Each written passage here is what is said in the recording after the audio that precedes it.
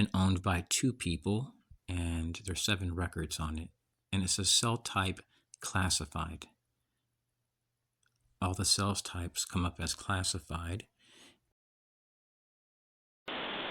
Starting date: June 2nd, 2022, 16 hours 29 minutes and 9 seconds. 205 310, Daytime 8 Country 1017. 10-4, thank you. Dispatch, you can show me back out on my 1017. 26. Dispatch, Tango 14, 1050, when you get a chance. Go ahead. Plant at Melgene, Florida 1028, 98 Alpha, Romeo Hotel Yankee, 98A, RHY, black Chevy SUV with 1. Plant Melgene at 1629.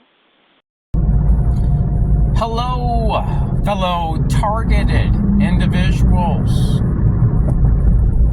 The audio you just heard is concerning an incident which occurred in Winter Garden, Florida. The file was redacted, and the matter involved me. So I'm on the road one day, and I decide to go to Harbor Freight and then Publix.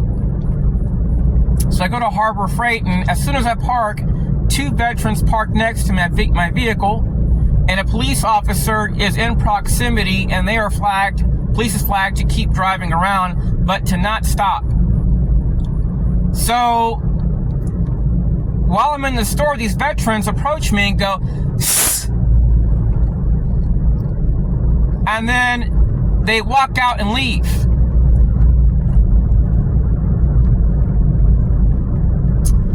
So this was happening everywhere I was going. I go to Publix, and this elderly guy parks next to my vehicle, and he walks up to me and goes, "Sss," and then he walks right out the store. So when I get to my vehicle, I see him come out, and he's on the phone, and he called in police for an escort to his car. But police assumed they needed to help somebody with the wheelchair. It wasn't nobody with the wheelchair. It was an elderly man and a woman standing at the entrance of the store. They went to Harbor Freight and harassed me. They went to Publix. And a black SUV drove, when I left that place, drove to a place called Melview Lane. It's up a street called Plant Road, I believe. It's in Winter Garden, Florida. And I decided that I would just go on my e-scooter for about 25 minutes.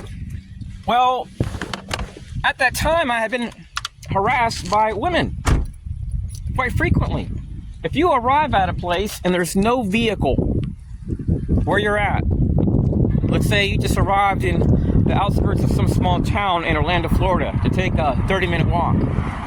But once you get back to your car, you notice there's a car parked next to yours, which is the same exact model. You're in a rural town, you're wearing a white hat. This is an imaginary scenario.